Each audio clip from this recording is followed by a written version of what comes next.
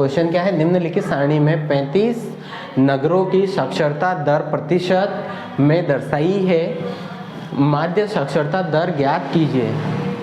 हमें क्या फाइंड करना है, क्या ज्ञात करना है, माध्य साक्षरता दर। तो सबसे पहले ये टेबल को आपको हॉरिजॉन्टल ऐसे बनानी पड़ेगी, ये सबसे पहला काम।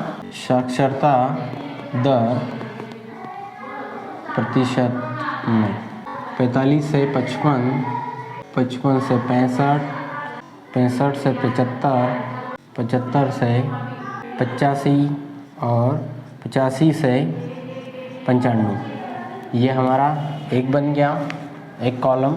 दूसरा कॉलम है हमारा नगरों की संख्या, नगरों की संख्या, ये फ्रीक्वेंसी है। यहाँ से लगाकर यहाँ तक इतने परसेंट के लोग कितने हैं, ये फ्रीक्वेंसी है, FI दिया है। कितने दिया है ये दिया है आपको 3, ये दिया है आपको 10, और यहाँ से यहाँ तक के कितने हैं 11, यहाँ तक के है 8, और ये है आपके 3। ओके, फिर आपको निकालना है वर्ग चिन्ह, वर्ग चिन्ह इसको कहते हैं XI। वो कैसे निकालेंगे, इन दोनों को प्लस करना है, इन दोनों को प्लस करना है। 5 और 5 10, और ये हो जाएगा 100, 100 का। फिर इन वर्ग चिन्ह निकालने का फार्मूला है, यहाँ पे मैं बता देता हूँ। वर्ग चिन्ह इज इक्वल टू x1 प्लस x2 डिवाइड में 2। ये x1 है, ये x2 है, दोनों को जोड़ना है। 45 प्लस 55 डिवाइड में 2, ये हो जाएगा 100 डिवाइड 2 मतलब 50। ओके, तो यहाँ पे कितना आएगा आपका 50। फिर यहाँ पे कितना आएगा, वर्ग चिन्ह आपको कैसे निकालना है, इन दोनों को आपको प्लस करना है। प्लस करने के बाद फिर हाफ करना है, इन दोनों को प्लस करना फिर हाफ करना है। इन दोनों को प्लस करूँगा तो 100 आएगा, 100 का हाफ कितना होता है 50। फिर दूसरा भी एक ट्राई कर लो, ये कितना आ जाएगा 120 है ना, 120 और उसका आधा 60। तो बच्चों यहाँ पे डिफरेंस आपने देखा कितने कितने का है। ये 45 से 55 10 का है, 55 से 65 डिफरेंस कितने का आ रहा है 10 का। तो इधर भी डिफरेंस 10 बढ़ा के कर दो, तो ये 50, 50 के बाद 60, 60, 60 के बाद 70, 70 के बाद 80, और 80 के बाद आ जाएगा आपका 90।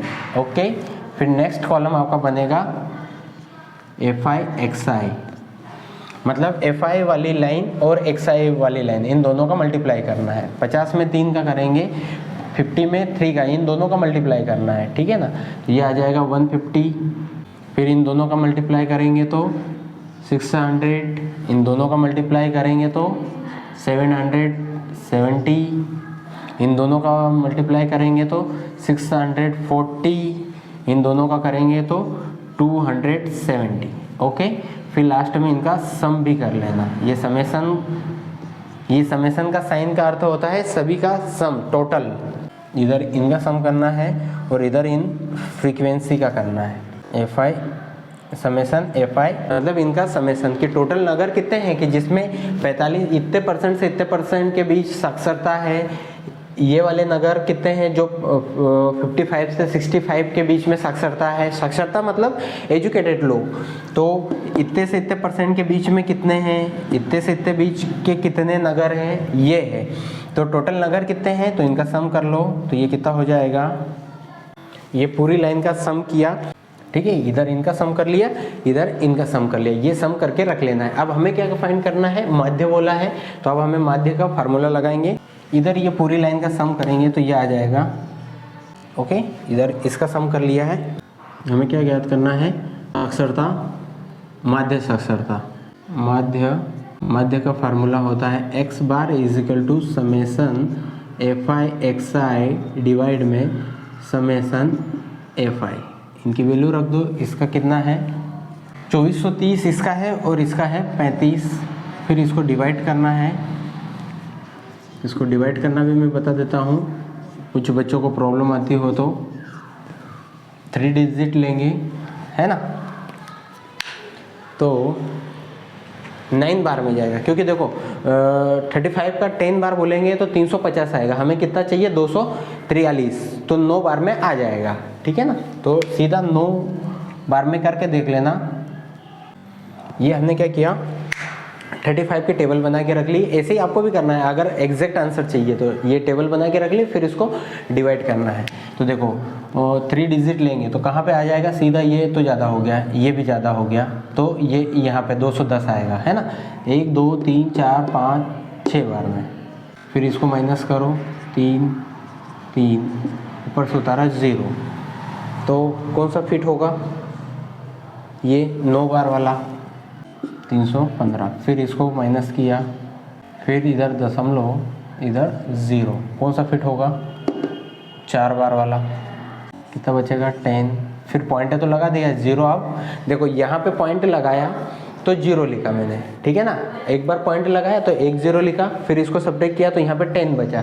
तो अब 35 की टेबल में, 35 की टेबल में तो 10 आता नहीं है, तो फिर क्या पॉइंट लगाऊं, पॉइंट एक ही बार लगाना है। अब 1 0 लगा सकते हैं, तो 1 0 लगा दिया, तो कितनी बार में, 2 बार में, तो 70, कितना बचा 30। फिर ये इसकी टेबल में, 35 की टेबल में तो 30 आता नहीं है, 35 की टेबल में 30 नहीं आता है, फिर 1 0 लगा सकते हैं, तो कौन सा जाएगा, 8 बार में, 1 2 3 4 5। तो इसका आंसर, इसको डिवाइड करके देख लेना, आपका कितना आएगा, 69.4.3। अतः अभीष्ट माध्य साक्षरता 40 है। ओके, तो यहाँ पे हमारा क्वेश्चन कंप्लीट होता है। तो स्टूडेंट, हमारा नेक्स्ट क्वेश्चन है, नेक्स्ट टाइप है हमारा माध्यिका। तो माध्यिका के लिए भी हमें ये जो दोनों रो वाइज दी थी टेबल, है ना, ये टेबल अभी कैसे दी है, ऐसे रो में दी है, तो इनको कॉलम में बनाना है। तो पहला काम क्या हो जाएगा अपना, इसका सॉल्यूशन, वर्ग क्या है, 0 से 10, 0 से 20, 0 से 10, 10 से 20, 20 से 30, 30 से 40, 40 से 50 और 50 से 60। 1 2 3 4 5 6। ओके, फिर नेक्स्ट है हमारा बारंबार। बारंबारता को कहते हैं फ्रीक्वेंसी, इसलिए इसको FI से दर्शाते हैं। बारंबारता को कहते हैं फ्रीक्वेंसी, इसलिए उसको FI से दर्शाते हैं। 0 से 10 में कितनी है, 6, 10 से 20 में कितनी है, 7, 20 से 30 में 15, और 30 से 40 के बीच में कितना है, 30 से 40 के बीच में है 16, फिर 40 से 50 के बीच में है 4, और 50 से 60 के बीच में है 2। ये हो गया। फिर आपको बनाना है CF वाली लाइन, और इसको कहते हैं कम्युलेटिव फ्रीक्वेंसी, इसलिए इसको CF से दर्शाते हैं। तो ये वाली लाइन कैसे बनाएंगे, तो देखो फर्स्ट तो ऐसा कैसा, 6 का 6। देखो 0 से लगाकर 10 की बारंबारता कितनी है, 6 है। इसका क्या मतलब है, 0 से लगाकर 10 के बीच में जो नंबर्स है वो 6 टाइम आ रहे हैं। अब नेक्स्ट है हमारा कि 10 से 20 के बीच में कितने हैं, 7। तो हमारी जो बारंबारता है, तो उस हिसाब से जो कम्युलेटिव फ्रीक्वेंसी बनेगी वो क्या हो जाएगी, 0 से 20 के बीच में। तो 0 से 20 के बीच में 6 तो ये भी आ जाएंगे और 7 भी आ जाएंगे। तो ये क्या, ये दोनों जुड़ जाएंगे, ये ऐसे जोड़ते जाना है। ये पहला तो ऐसा कैसा, फिर इसको इसमें 8 करना, तो ये कितना आ जाएगा 13, फिर इसमें इसको 8 करना तो कितना आ जाएगा 28, फिर इसमें इसको 8 करना तो कितना आ जाएगा, इसके बाद आ जाएगा 44, फिर इसमें इसको 8 करेंगे तो 48, और 48 में 2 को करेंगे तो 50 आ जाएगा। ठीक है ना, ऐसे सब ये क्रॉस में आपको प्लस करते जाना है, और इधर इनका समेशन निकालेंगे तो कितना आ जाएगा 50। ठीक है, इधर इनका सम निकालेंगे तो कितना आएगा 50। समझ में आया क्या, ये मुझे रफ करना पड़ेगा कि ये टेबल कैसे बनेगी। एक बार फिर से देख लीजिए, कम्युलेटिव फ्रीक्वेंसी CF वाली लाइन की फर्स्ट वाला ऐसा कैसा, फिर ऐसे क्रॉस करके 8 करते जाना। 6 में 7 को 8 करेंगे, 13, 13 में 15 को करेंगे, 28, 28 में 16 को करेंगे तो 44, 44 में 4 को 8 करेंगे तो 48, 48 में 2 को करेंगे तो 50। क्लियर, ये मैं लाइन बीच वाली रफ कर रहा हूँ। क्योंकि आपको कॉपी में ये नहीं लिखना है, ये तो आप लोगों को समझाने के लिए मैंने लिखा था। ओके, तो ये वाली लाइन कैसे मैंने बनाई है आपको समझ में आएगा। पहला वाला ऐसा कैसा, फिर ये 6 में 7 को 8 करेंगे 13, 13 में 15 को करेंगे तो 28, ऐसे क्रॉस। फिर ये 28 को 16 में करेंगे 44, 44 में 4 को 8 करेंगे तो 48, 48 में 2 को 8 करेंगे तो 50। ओके है ना, इसको n भी कहता है, n इजिकल टू। तो सबसे पहले आपको निकालना है n/2। तो n की वैल्यू कितनी है 50, तो 50/2, तो ये कितना हो जाएगा, ये हो जाएगा आपका 25। भाई डिवाइड में 2 है तो इसका क्या मतलब है, जो भी ऊपर लिखा है उसको आधा कर दो। तो ऊपर 50 लिखा है तो 50 का आधा कितना हो जाएगा 25, 25। अब ये 25 को कहाँ ढूंढना है, यहाँ पे ढूंढना है। ये 25 को क्या करना है, यहाँ पे ढूंढना है। तो 25 कहाँ पे आएगा, देखो 6 में तो आएगा नहीं, 13 से ज़्यादा है तो कहाँ पे आएगा 28 में आएगा। तो ये हो गया, ये वाली लाइन को ऐसा बॉक्स में बंद कर देना। तो यहाँ पे मध्य का वर्ग क्या हो जाएगा, यहाँ मध्य का वर्ग, यहाँ मध्य का वर्ग कहाँ से कहाँ 20 से 30 वाला है, 20 से 30 है, इसमें भी है ना मध्य का वर्ग ये है। तो यहाँ से भी एल निकालो पहले, यहाँ से भी जो फार्मूले में ज़रूरत रहेगी वो सब निकाल लो, है ना। ये n/2 तो निकाल लिया है। फिर यहाँ से ये लोअर लिमिट क्या हो जाएगी 20, इसलिए l की वैल्यू कितनी हो जाएगी 20। हर बार ये लोअर लिमिट की ज़रूरत पड़ेगी, किसमें किसमें, ये आपको बहुलक में भी पड़ेगी और माध्यिका में भी। तो लोअर लिमिट कितनी हो जाएगी 20। फिर आपको निकालना है h, तो h भी हर बार ऐसे ही निकलेगा। कैसे, बड़े में से छोटे वाले को माइनस करके 10 - 20 equal to h equal to कितना आ जाएगा 10। h और l में तो कोई प्रॉब्लम नहीं होगी मेरे ख्याल से। फिर आपको निकालना है CF, अब निकालना है आपको CF। तो CF के लिए मुझे फार्मूला ही अपन रख रहे हैं, वहाँ से मैं आपको निकालना सिखाता हूँ। यहाँ तक समझ में आया होगा। ये n/2 यहाँ पे इसका पूरी लाइन का जो बारंबारता रहेगी, फ्रीक्वेंसी रहेगी, उसका सम करना है और उसको आधा करना है। इसका सम जो भी आ जाए, है ना। अभी 50 आया तो 50 का आधा किया 25। उसके बाद में ये जो भी सम का आधा है 25, उसको ये CF वाली लाइन में ढूंढना है कि ये कहाँ पे आ रहा है। तो देखो 25 28 में आएगा, उसको एक बॉक्स में बंद कर देना है। बॉक्स में बंद कर दिया, फिर जो भी बॉक्स में ये वर्ग अंतराल रहेगा, ये जो भी वर्ग अंतराल रहेगा उसको वो नाम दे देंगे। जैसे बहुलक वाला था तो बहुलक वर्ग बोल दिया। यहाँ पे मध्यिका है तो यहाँ मध्यिका वर्ग क्या हो जाएगा 20 से 30 यहाँ पे आ रहा है ना। फिर यहाँ पे L निकाल लिया, H निकाल लिया, ये तो निकाल के रख लेना। आगे बढ़ो, मध्यिका का फार्मूला होता है L, तो आएगा इसमें भी, ठीक है। फिर n/2 माइनस CF डिवाइड में F मल्टीप्लाई H, F और CF भी चाहिए, F और CF। तो F कैसे निकालेंगे, F तो वो वाली जो टेबल अभी यहाँ पे बनाया था ऐसा, है ना, 20 से 30 और यहाँ पे था 15 और यहाँ पे था 28। ये वाली लाइन बनी थी अभी, है ना, ये वाली रो मैंने बनाई थी। तो यहाँ से ही तो मैंने ये मध्यिका वर्ग निकाला है। तो इसी में F की वैल्यू भी मुझे ज़रूरत पड़ रही है।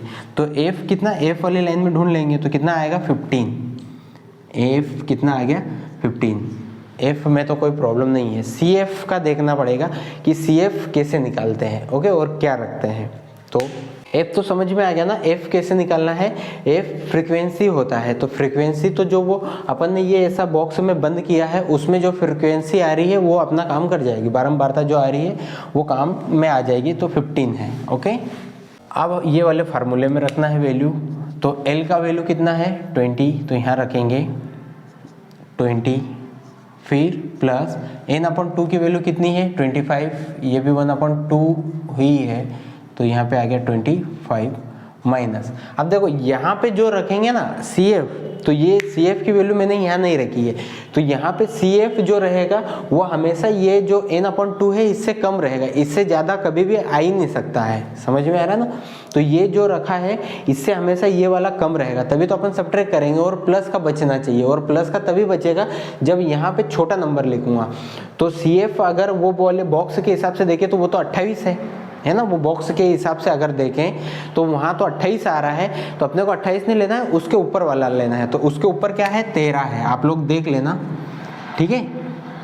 डिवाइड में एफ तो 15 है, मल्टीप्लाई एच की वैल्यू कितनी है 10, आगे बढ़ो 20 प्लस इसको माइनस करेंगे तो कितना आएगा 12, डिवाइड ये 10 2 से इसको 5 से कैंसिल करो, 5 2 जा 10, 5 3 जा 15, तो ये कितना आ गया, इसको सब्ट्रैक्ट किया तो ये मल्टीप्लाई और डिवाइड में था इसलिए कैंसिल अपन कर सकते हैं, इन दोनों को सब्ट्रैक्ट करेंगे, ठीक है ना। इन दोनों को क्या करेंगे, ये चाहो तो ब्रैकेट में डाल दो, यहाँ पे भी ब्रैकेट लगा दो तो आपको थोड़ा आसानी रहेगी। इन दोनों को सब्ट्रैक्ट करो तो कितना आएगा 12, डिवाइड में अब यहाँ से ये कैंसिल होगा, 3 1 जा 3, 3 4 जा 12, तो कितना आ गया 20 प्लस 4 मल्टीप्लाई 2, तो 20 प्लस 8 और इधर आ गया 28। अतः अभिष्ट का मतलब होता है जो हमें पूछा गया वही सीधा आंसर। अतः अभिष्ट माध्यिका 28 है। Okay, hello student, good morning to Ashwin sir की क्लास। तो स्टूडेंट्स जो 10th क्लास का मॉडल क्वेश्चन पेपर के जो सॉल्यूशन चल रहे थे उसमें बिल्कुल ये हमारा लास्ट पार्ट है ना। इसमें हमने पूरा एक सेट कंप्लीट किया है, पूरा जो 10th मैथमेटिक्स का पूरा सिलेबस कवर किया है उसको कवर करते हुए सारे इंपॉर्टेंट क्वेश्चन मैंने डाले हैं। इन्हीं क्वेश्चन में से जो आपकी बोर्ड एग्जाम्स होने वाली है उसमें काफ़ी क्वेश्चन आने वाले हैं और काफ़ी आपको हेल्प मिलेगी और काफ़ी सारे कॉन्सेप्ट आपको सीखने को मिले होंगे, ऐसे उम्मीद करता हूं। तो ऐसे और भी मेरे वीडियो आप लोगों के लिए बहुत ही जल्द आने वाले हैं, तो उसके लिए मेरे चैनल को सब्सक्राइब कीजिए, लाइक कीजिए, शेयर कीजिए, ताकि और भी कॉन्सेप्ट आप लोगों को सीखने को मिल सके। तो इसी के साथ में हमारा जो लास्ट क्वेश्चन है या जो हमारा नेक्स्ट क्वेश्चन है वह है, विद्यार्थियों के एक समूह द्वारा एक मोहल्ले के 20 परिवारों पर किए गए सर्वेक्षण के परिणाम स्वरूप विभिन्न परिवारों के सदस्यों की संख्या से संबंधित निम्नलिखित आंकड़े प्राप्त हुए हैं। विद्यार्थियों के एक समूह द्वारा एक मोहल्ले के 20 परिवारों पर किए गए सर्वेक्षण के परिणाम स्वरूप विभिन्न परिवारों के सदस्यों की संख्या से संबंधित निम्नलिखित आंकड़े प्राप्त हुए हैं।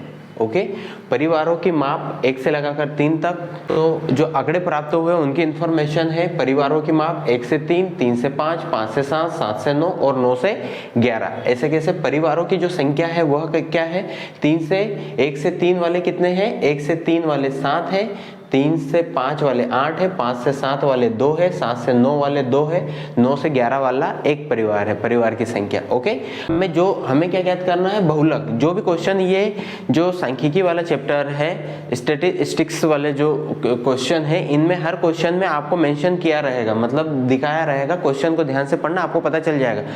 3 ही टाइप के क्वेश्चन आते हैं, माध्य, माध्यक और बहुलक। ये 3 क्वेश्चन से बाहर बिल्कुल भी नहीं आता है। ये तीनों टाइप के क्वेश्चन का अगर आपने कॉन्सेप्ट सीख लिया है, जो सांख्यिकी वाला चैप्टर है उसमें पूरे में से पूरे मार्क्स आते हैं। ओके, तो इस क्वेश्चन में हमें क्या फाइंड करना है, बहुलक ज्ञात करना है। ओके, तो अब इसका सॉल्यूशन, तो सबसे पहले टेबल को ऐसे हमें हॉरिजॉन्टल बनानी है, खड़ी टेबल बनानी है। तो यहाँ इसका सॉल्यूशन स्टार्ट होता है। पहला हमारा कॉलम बनेगा परिवार की माप, तो ये क्या है, 1 से 3, 3 से 5, 5 से 7, 7 से 9 और 9 से 11। फिर है हमारा परिवारों की संख्या, परिवारों की संख्या ये है, 3 से 5 वाले कितने परिवार हैं, 7, 1 से 3 वाले परिवार, 1 से 3 के परिवारों की संख्या कितनी है, 7, 3 से 5 वाले परिवार है 8, फिर 7 से 9 वाले परिवार है 2, 7 से 9 वाले परिवार भी है 2 और 9 से 11 वाले परिवार है 1। ओके, तो ये हमने टेबल बना ली है। तो बच्चों जो बहुलक वाला क्वेश्चन करोगे आप, ठीक है। जो बहुलक वाला क्वेश्चन आप करोगे तो इसमें कोई भी एक्स्ट्रा टेबल आपको बनाने की जरूरत नहीं है। जैसा क्वेश्चन दिया बस उसको हॉरिजॉन्टल ऐसे खड़े कॉलम में बना लेना है, बस जो भी क्वेश्चन दिया उसको कॉलम में बना लेना। उसके बाद में आपको ये देखना है कि जो सबसे बड़ा डिजिट है, जो सबसे ज्यादा परिवारों की संख्या कौन सी है ये देखना है। तो इन सब में सबसे बड़ा कौन है, ये 8 है। तो जो सबसे ज्यादा रहता है उसको 1 नंबर पे है ना। कौन सी क्लास में ज़्यादा स्टूडेंट्स है तो कोई कंपटीशन करते हैं और कोई सा भी फंक्शन हमें स्कूल में अरेंज करना रहता है, तो जिस क्लास में सबसे ज़्यादा स्टूडेंट्स रहते हैं तो टीचर पहले वहाँ के स्टूडेंट्स को बुलाते हैं, ठीक है ना। तो यहाँ पे सबसे बड़ा नंबर कौन है, 8 है, तो वो पहले नंबर पे आता है। उन स्टूडेंट को हम पहले बुलाते हैं, मतलब 1 नंबर पे आता है। तो ये आपका हो जाएगा F1, ये F1 के बाद आता है F2 और है ना, वो F1 हो गया, F2 हो गया। फिर किसी को लग रहा होगा 3 आएगा, 3 नहीं आता है, F1 F2 और फिर उल्टा चले जाते हैं, 0 पे चले जाता है। आपको तो 1 और 2 याद रखना है, F1 और F2।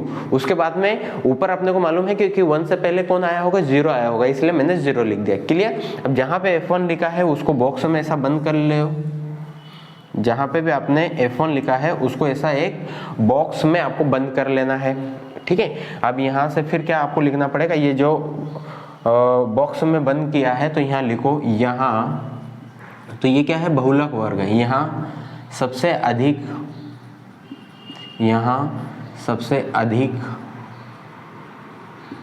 बहुलक वर्ग, यहाँ सबसे अधिक बहुलक वर्ग 3 से 5 है, 3 से 5 है, ठीक है। यहाँ सबसे अधिक बहुलक वर्ग 3 से 5 है। और जैसे ही ये बहुलक वर्ग पता चला कि यहाँ से हम L निकाल सकते हैं और H निकाल सकते हैं, तो इस बहुलक की सहायता से हम L बोल सकते हैं। L होता है लोएस्ट लिमिट बोलते हैं इसको। ये अंतराल रहता है, बारंबारता रहती है, इसमें क्या रहता है, एक लोएस्ट रहता है और एक हाईएस्ट रहता है। तो ये निम्न सीमा रहती है, उच्च सीमा, तो ये लोएस्ट होता है, इसलिए इसको L से डिनोट करते हैं। तो L की वैल्यू कितना हो जाएगा, तो L की वैल्यू कितनी हो जाएगी, 3। फिर आपको निकालना रहता है H। तो H हमेशा कैसे निकालोगे, L तो क्या आपको डायरेक्ट देख के पता चल जाएगा, जो लोएस्ट रहेगा, जो छोटा नंबर रहेगा, जो निम्न रहेगा वो आपका L रहेगा। फिर बारी आती है H की, तो H कैसे निकालोगे, H हमेशा माइनस करके निकालना है। तो माइनस करने का काम कैसे करते हैं अपन, ज्यादा में से कम वाले को, तो ग्रेटर में से लेस वाले को। तो यहाँ पे बड़ा कौन है, 5, तो यहाँ पर तो H कैसे निकालते हैं, माइनस करके। तो यहाँ पे बड़ा कौन है, 5 में से किसको माइनस करेंगे, 3 को। तो 5, क्योंकि माइनस करने का काम ज्यादा में से कम को ही कर सकते हैं ना, तो ये कितना आ जाएगा, 2। तो H की वैल्यू आ गई है 2, L की वैल्यू आ गई है 3। अब आपको F1 F2 और F0 की भी वैल्यू यहाँ से रख दो। तो F0 इजिकल टू कितना है, 7, F1 इजिकल टू कितना है, 8 और F2 इजिकल टू कितना है, 2। ये सारी वैल्यू हम यहाँ पे बिल्कुल आसानी से लिख सकते हैं। आप लोगों को भी समझ में आया होगा कि कहाँ से निकाल रहे हैं। क्लियर। अब आपको यहाँ लिखना है बहुलक का फार्मूला। ये सारी वैल्यू आ गई है, बस अब अपना काम हो गया है। ओके। बहुलक का फार्मूला होता है, जो सबसे छोटा है उसको पहले, तो L सबसे पहले आया तो आपको L लिखना पड़ेगा। सबसे पहले मैंने L की वैल्यू, जिसकी वैल्यू पहले निकाली है उसको फार्मूले में भी रखना है, तो ये L आ गया। ओके। उसके बाद में जो H रहेगा वो सबसे आखिरी में आएगा, क्योंकि H आखिरी में क्यों, कैसे लगाना है अपना, कैसे याद रहेगा, ABCD के अक्षर में H सबसे बाद में आता है, इसलिए H को सबसे आखिरी में लिख दो। लो ये मल्टीप्लाई में H भी लिख दिया मैंने, ठीक है ना। बीच में क्या लिखना है आपको, पहले लिखना है F1, क्योंकि सबसे पहले F1 आता है। तो यहाँ पे आपको क्या लिखना है, काउंट F1 लिखना है। कैसे याद रखोगे, 1 वाला सबसे बड़ा है ना, इसलिए जो पहले नंबर पे आया है।